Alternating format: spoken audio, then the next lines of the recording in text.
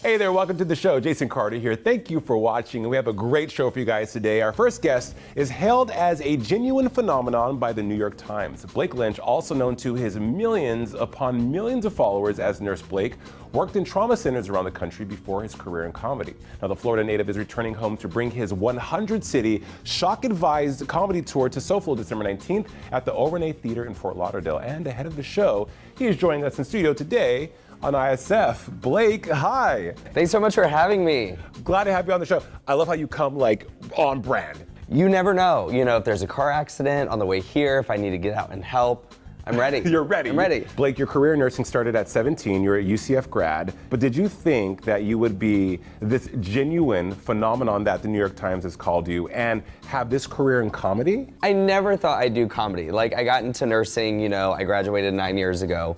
So I've been a nurse 9 years now to care for people, to work in a hospital.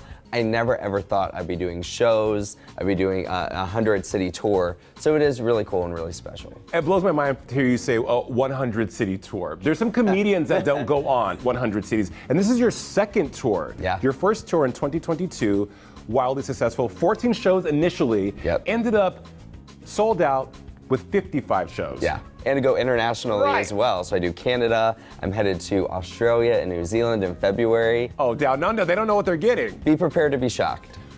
When creating the show, you have this profession that in and of itself is a show. I mean, we had Scrubs. Nursing should be its own reality show because so much happens.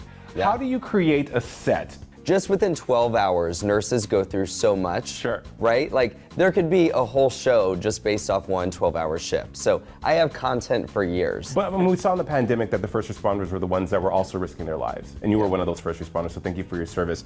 The way you deliver comedy is unique, but the fact that beyond the comedy that you are performing, you're just wanting to be of service to your fellow nurses. Yeah. And you give back in so many different ways to them. Why was that important? Yeah, I think even when I started nursing school, years ago, I always thought that we were underserved. Like, we don't get a lot of support from hospitals or nursing organizations. So I'm like, you know what? When I become a nurse, I want to do something really cool to give back. So with the comedy show, I give nurses an epic night out. We always break the alcohol sales record for every venue. They need it. Nurses come in party buses. They bring signs and shirts. Hospitals will be short-staffed when I do a show in town. You have that power. You wield the wand, Harry. What was going viral like for you that first time? Because that's the holy grail, is that viral moment. And they work hard to manifest that, but it just happened. I had no idea what to expect. I just put out a stupid video for my friends and family on Facebook. And I just remember I was living in Texas and my grandma called me from Daytona Beach, Florida, and was like, I saw you dancing in a scrub on TV. And I'm like, what are you talking about? And that's when I knew, the video was shared millions of times around the world, so it was super cool. That's super cool. In 2024, you are bringing back NurseCon at sea. Right here out of Miami. Yep, whole cruise ship. We have the whole ship, 3,500 nurses. Again, the safest place on the planet. Safest place on that cruise. So we do education and parties and theme nights. It's pretty wild. It's really fun. You have advocated for people of our community, LGBTQ+, of the LGBTQ+ community for years. Ban for Life was an initiative you started back in 2013, which helped end the ban against gay men giving blood in 2015. Yep. I mean, you're a part of history. It's really cool. I learned in nursing school that as healthcare professionals, we have power if we give ourselves a voice. And when I was turned away from donating blood, I was like, number one, why? Right. And who is gonna change it? So I'm like, I'll change it. So I started Ban for Life Facebook group, and we got the FDA to end a lifetime ban on gay and bisexual males from donating blood. So super cool project. It is.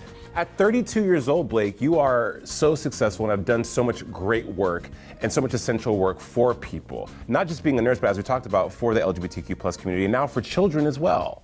Yeah, so I have a children's book, super cute. I have two, actually. I want to be a nurse when I grow up, and Santa gets sent to the ER. So it's my way of giving back to the nurses, that follow me, to be able to share what it's like to be a nurse to their kids, which I think is the coolest part, because my comedy show is just for adults, right? So nurses come, I'm able to curse and be raw and have fun, but then as they're walking out, they buy their children's book to read to their kids about what it's like to be a nurse. So that to me is really cool.